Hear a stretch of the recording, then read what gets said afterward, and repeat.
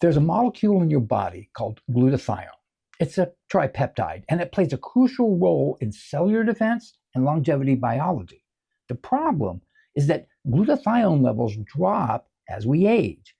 IV infusions of glutathione have become pretty popular, but the half-life of glutathione from an IV is surprisingly short, measured in just minutes. A more effective strategy may be to give the body the raw materials that it needs to make its own glutathione. And that's where a supplement called GlyNAC comes in. But before we get into that, there's this. If you're fascinated by longevity science and want to learn how to reduce your biological age and extend your health span, then why not join us in Longevity Lab, a free community on school.com. This space was created for like-minded people with an active forum of hundreds of members from all over the world where you can connect, hang out, learn, and share. There's also a classroom tab with free online courses and coaching cohorts and a members map to see where in the world your new friends live. On School, there's none of that typical social media rubbish. It's exactly how social media should be. The link to join is on screen, it's in the description below, and it's in the pinned comment. We'll see you there. Okay, glycine and N-acetylcysteine, or NAC, and the combination of the two, called GlyNAC, have been in the news a lot lately. So I thought that's what we'd talk about today. We'll talk about each of these amino acids separately, and then we'll talk about why they should be taken together and the impact that they have on longevity. Glycine is considered a nutritionally non-essential amino acid because we can produce it internally. But most of the glycine that our bodies use comes from either our food or from supplemental sources. Now, it's pretty plentiful, and we can get it from beef, chicken, pork, fish. It's in eggs and cheese. It's in legumes, seeds, nuts, and grains. It's found in avocados, oranges, and bananas, and that's just a few of the foods that it's found in. So, what does it do? Well, a paper came out that said that it extended the lifespans in rats, mice, worms, and flies. And it looks like it did this through a couple of pathways. First, it turns out that glycine is an acceptor for GNMT, which is an enzyme that's responsible for methionine clearance. So methionine is an essential amino acid, meaning that we can't produce it in our bodies, and we have to get it from our food sources like meat, eggs, milk, and butter. Methionine is a precursor for the amino acids taurine and cysteine.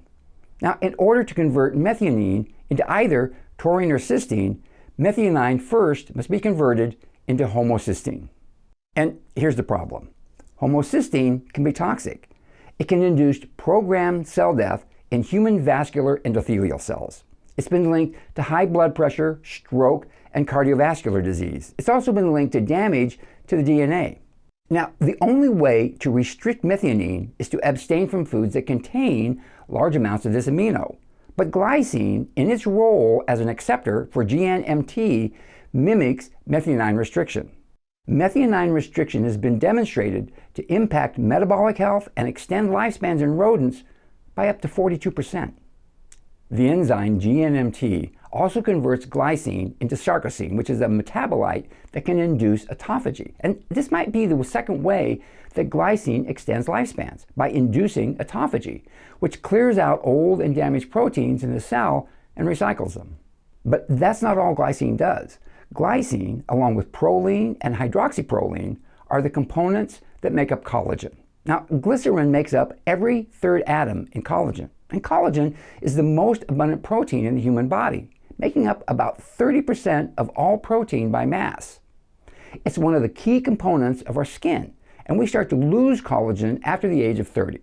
We lose about 10% per decade, and by age 70, we've lost about half of our skin's collagen content.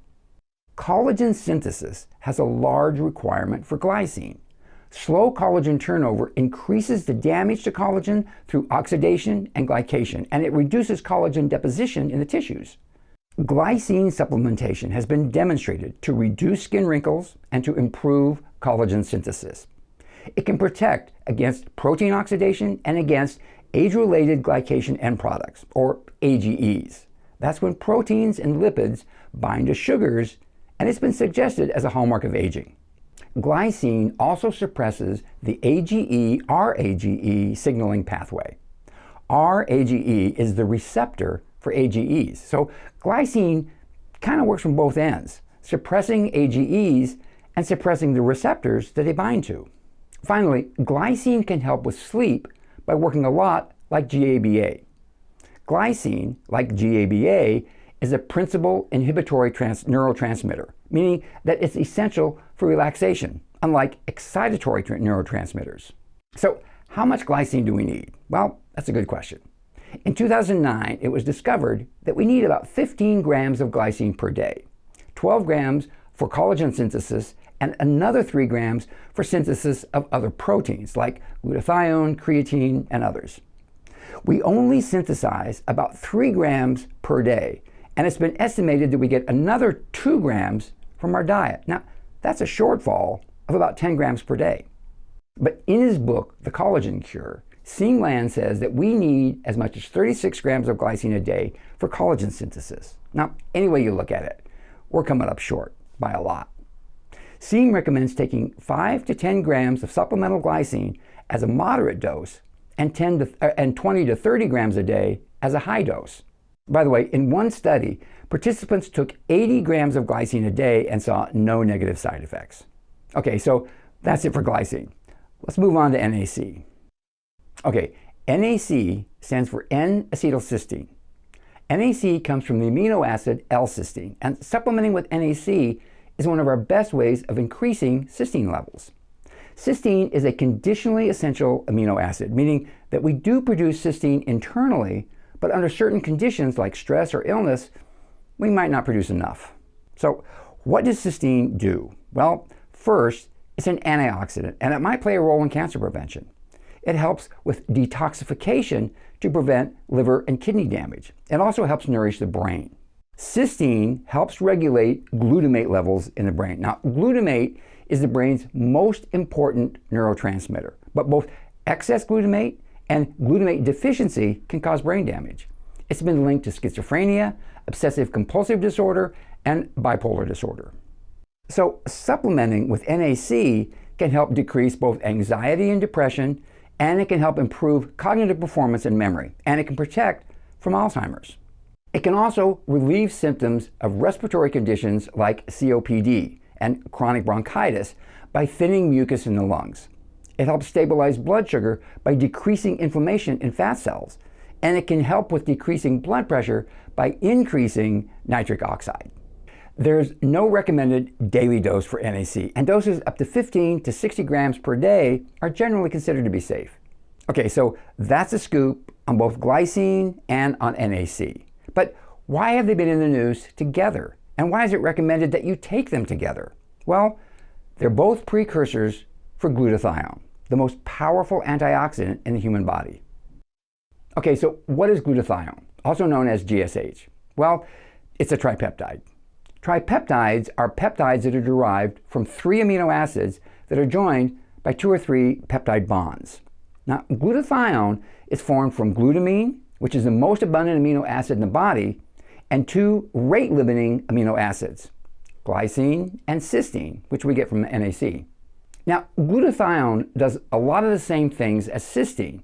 It's involved in detoxification, it improves insulin resistance, it's a neurotransmitter, it reduces inflammation, and it helps with thinning out mucus in the lungs. So honestly, I'm not sure whether we get these benefits directly from NAC or through NAC being synthesized into glutathione. But glutathione's primary impact stems from being an antioxidant. In fact, like I said, glutathione is the most powerful antioxidant in the human body. Now, I know some of you might be confused. I know I was. I thought that antioxidants were kind of a non-starter in longevity. I know that researchers tried numerous interventions to increase antioxidants, to decrease oxidizing agents like ROS, and none of those interventions panned out. None of them increased lifespans. I heard David Sinclair talk several times about how disappointing interventions involving antioxidants had turned out. Well, turns out they kind of got it wrong. Even though oxidants like ROS, which stands for reactive oxygen species, are created as waste products of metabolism, they still serve a useful purpose. Think of them as a stress-induced survival signal that tries to compel our cells to become more efficient, to ignite repairs of the mitochondria, and to trigger mitochondrial biogenesis, the formation of new mitochondria. Oxidants like ROS basically signal the cell to crank up the production of energy. But eventually, the levels of ROS become so high that they betray their original purpose and become harmful to the cell. So, what we're trying to achieve is a balance between oxidants and antioxidants. And it's this balance that has been found to have a beneficial effect on longevity. And glutathione is the key. Why glutathione? Well, like I said, glutathione is a powerful antioxidant, and it acts as a counter to ROS. Now, when we're young, levels of glutathione are dynamically regulated throughout our bodies. Different tissues have different levels of ROS, and they have different levels under different conditions. For example, when we're working out, ROS levels increase in our muscle tissue, and our need for glutathione in our muscle tissue goes up to balance out the ROS. But there's a problem. Glutathione levels in our bodies stay pretty consistent until the age of about 45, and then they start to drop rapidly. Studies demonstrate that after 60, our glutathione levels can plummet to about a third of what they were in our 20s. Why? Another study reasoned that glutathione deficiency is caused by a diminished rate of glutathione synthesis, which in turn is due to the low availability of its precursor amino acids, glycine and cysteine. You can see where this is going, right? So why don't we supplement with glutathione instead of supplementing with glycine and NAC? Now, there's certainly a lot of different glutathione supplements available. Well, first off, glutathione isn't very stable. If you take glutathione orally, chances are that most of it has already broken down and that you're actually not getting very much glutathione at all. Now, there is a form of glutathione that's encapsulated in liposomes, liposomal glutathione. And that's much more stable and bioavailable than regular glutathione. But remember when I said that glutathione synthesis is dynamically regulated? When you take liposomal glutathione, every cell in your body gets the exact same amount of glutathione, whether it needs it or not. And it might not be the amount that it needs. Remember, glutathione needs are constantly in flux. That's why it needs to be dynamically regulated. Both glycine and NAC are rate-limited amino acids, and this means that glutathione synthesis can be auto-regulated. You create as much glutathione as the tissue needs at that moment in time. Not too much and not too little. Remember, the aspect that you need to get right to get the whole antioxidant thing to work properly and to contribute to longevity is to keep the oxidants and the antioxidants in balance dynamically. Taking glycine and NAC instead of glutathione allows the body to auto-regulate glutathione synthesis. So that raised the question, will supplementing with glycine and NAC restore glutathione synthesis or relieve glutathione deficiency? To answer that question, let's take a look at a study that was published last year and that looked at supplementing with GlyNAC. Now, what's GlyNAC? It's simply a combination of glycine and NAC in equal amounts. Now, in this study, they took 12 younger adults aged 21 to 40, along with 24 older adults aged 61 to 80. They divided the group of older adults into two groups and used one group as the control. Now, these participants were all overweight because they knew that supplementing with GlyNAC caused weight loss, and they didn't want the participants to lose too much weight. So, two of the groups supplemented with 100 milligrams per kilogram of body weight per day of GlyNAC. And the other group, one of the groups of older adults, took a placebo. Now, for someone weighing about 175 pounds, that comes out to about 8 grams of GlyNAC per day. And they did this for 16 weeks for the older group and 2 weeks for the younger group. And here's what they saw. The younger group started out with concentrations of 7 millimoles per kilogram of glutathione in the muscle tissue, but the older group only started out with 2.4 millimoles. Now, that's about a third. After 2 weeks of supplementation, they saw no changes in the younger group, and I'm guessing that's why they only did 2 weeks with that group. But in the older group, their glutathione levels had increased to 5.3, And after 16 weeks, their levels had increased to 6.3. Now that's almost as high as where the younger group started. And the reason the glutathione levels had increased was because glutathione synthesis had returned to almost youthful levels. So, did this improvement in glutathione levels have any impact on aging in the older group of individuals? According to the study, 16 weeks of GlyNAC supplementation in older adults significantly improved or corrected GSH, or glutathione, deficiency. Oxidants, mitochondrial function, physical function, waist circumference, endothelial function, systolic blood pressure, and 7 hallmarks of aging affecting mitochondria, inflammation, insulin resistance, mitophagy, genomic damage, cellular senescence, and stem cells. In another study, mice were given GlyNAC at 65 weeks of age, which is about middle age for a mouse, and it was continued until death. GlyNAC supplementation extended the lifespans of these mice by 24%. Another study examined the effects of GlyNAC supplementation on glutathione levels, oxidative stress, mitochondrial function, mitophagy, nutrient sensing, and genomic damage in hearts, livers, and kidneys of old mice. Now, glutathione levels were at 65% in the old mice at the beginning of the study, but GlyNAC supplementation restored those levels to normal. Glutathione synthesis was also restored.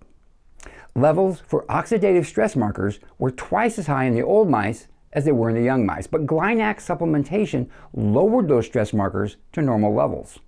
GlyNAC supplementation had similar effects on mitochondrial function, mitophagy, nutrient sensing, and genomic damage in these old mice. All right, that's it for me. I'm out of here. Catch you next week.